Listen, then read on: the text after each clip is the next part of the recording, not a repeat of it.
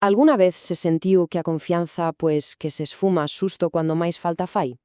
Pois ben, hoxe imos mergullarnos nunha idea como esa. E farámolo viaxando por 4 textos antigos que, ollo, aínda que os separan séculos, no fondo están a contar a mesma historia. Unha historia universal, sobre a sede, a dúbida e, ao final, sobre onde atopar a verdadeira confianza. A ver, pensemos nisto un segundo. Cando todo parece que se ven abaixo, cando o futuro é pura incerteza, que pasa coa nosa confianza? Porque é precisamente aí, neses momentos límite, onde a confianza se converte nese fío do que pende absolutamente todo. A nosa historia comeza aquí, nun escenario brutal, un sol que queima e unha terra que racha. Imaxinemos a euforia de ser libres por fin, e como esa euforia se esvaece ante algo moito máis básico e urgente, a sede. O seu primeiro gran desafío como pobo libre non é un exército, non. É o seu propio corpo pedindo agua. Veña, imos entrar de cheo nesta primeira crise. Porque o que está en xogo aquí non é só sobrevivir físicamente. É algo moito, moito máis fondo. É a fe nos mesmos alicerces da súa nova liberdade. E aquí é onde vemos como o pánico pode retorcer a memoria, verdad? De repente, a escravitude, pois casi que parece un paraíso con agua e comida de sobra. E a culpa, claro, para quen vai ser? Pois para o líder, para Moisés. Pero o interesante é que, ao acusaro a él, en realidade o dedo acusador apunta moito máis arriba. A súa queixa, no fondo, é un xuicio contra o propio Deus. E a resposta a esta rebelión é abraiante. A auga sae do sitio máis improbable que un poida imaginar, unha rocha. A sede física queda saciada, o problema inmediato está resolto. Pero a crise de confianza deixou unha cicatriz, e este evento non se vai a esquecer, vai converterse nun aviso para o futuro. O curioso é que este lugar non será lembrado pola auga, será lembrado pola dúbida. Pasemos agora do feito en sí, ao seu poderoso significado simbólico, un significado que vai resoar durante séculos. O primeiro nome que recibe este lugar é Masá. E que significa Masá? Pois significa proba. Fixémonos ben na pregunta que fan, está o Señor no medio de nós, sí ou non? Isto non é unha súplica desesperada, non, é un ultimato. Están retando a Deus exixéndolle que demostre se vale a pena confiar nel ou non. E a cousa non queda aí, empeora. O segundo nome, Meribá, significa querela, pero no sentido dunha disputa legal, dun xuízo. Xa non é só dúbida, é unha acusación formal en toda regra.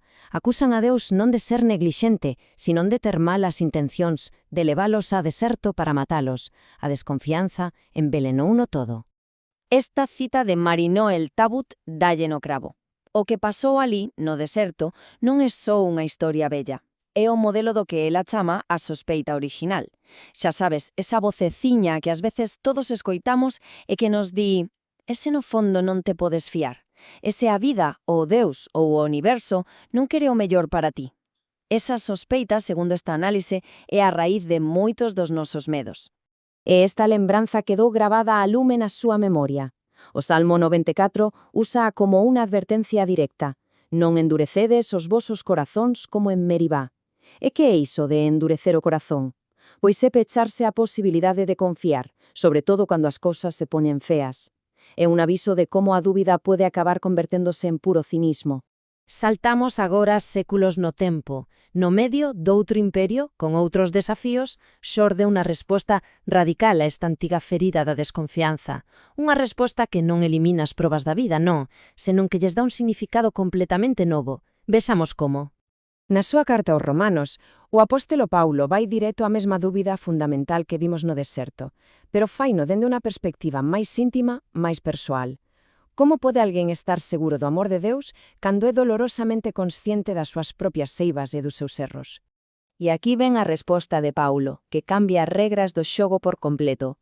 A proba definitiva do amor de Deus non é algo que teñamos que exixir nun momento de crise. A proba, di el, xa foi dada, e foi dada non cando éramos perfectos, senón xusto cando éramos pecadores, cando menos o merecíamos. É unha proba que se adianta, non unha que responde a unha exixencia. A lóxica que propón Paulo é esta. Primeiro, hai un acto de amor radical que non fixemos nada por gañar.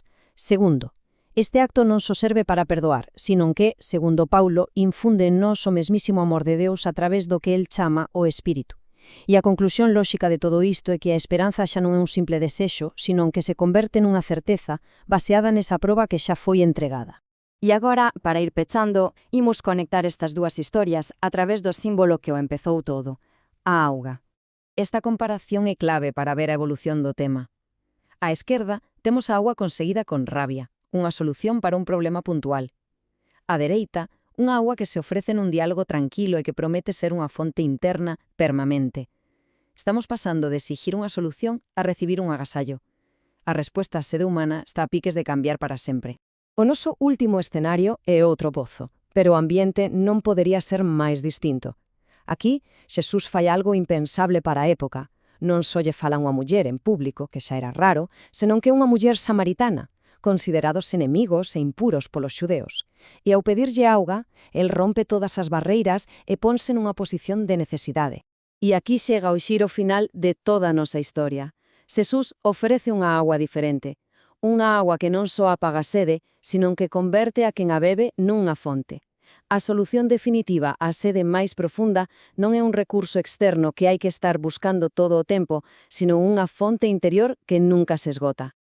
Así, a historia pecha o círculo. O problema da confianza, que comenzou cunha asistencia desesperada no deserto, atopa a súa solución non nunha cousa, a auga, sino nunha relación, coñecer a quen ofrece o don. A confianza, polo tanto, nace do encontro, non de existencia dunha proba. E con isto a nosa viaxe chega ao seu fin, pero déixanos con unha pregunta para cada un de nós. Porque a sede, sexa do que sexa, é parte da vida, non si? É inevitable. A verdadeira cuestión que nos formulan estas historias tan antigas non é se imos ter sede. A pregunta é onde imos buscar a nosa auga.